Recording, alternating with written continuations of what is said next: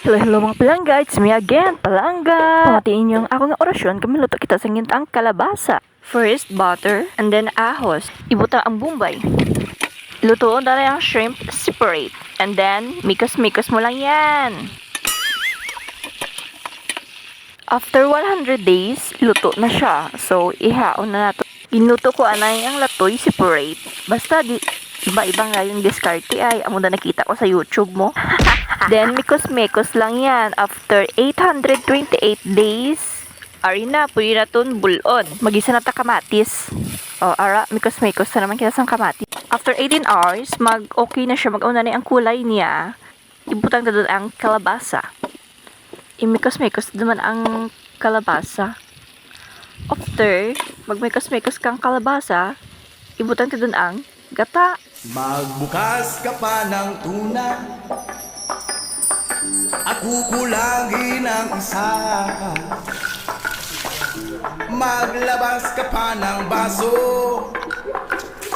at tatagayan ko kayo. Yes ma! Pahingi naman ng Magbutang ta sang 1,875 nga asin kay malayo kita sa dagat.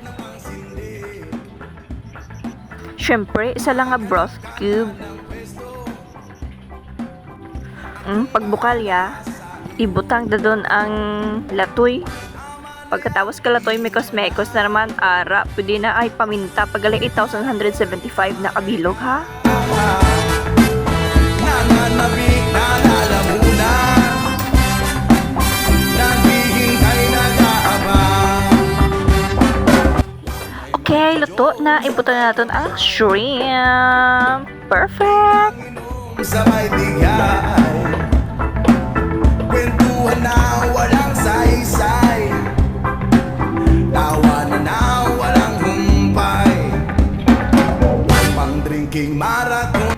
Pasensya na mga palangga. Sa camera mga palangga ay Android lang kita danay. May mga liwanag-liwanag pa. Udong palangit na kuya. Pay perfect. It ko na ang shrimp abaw. Te makaon ta danay eh. Kapusog na ta. Bye!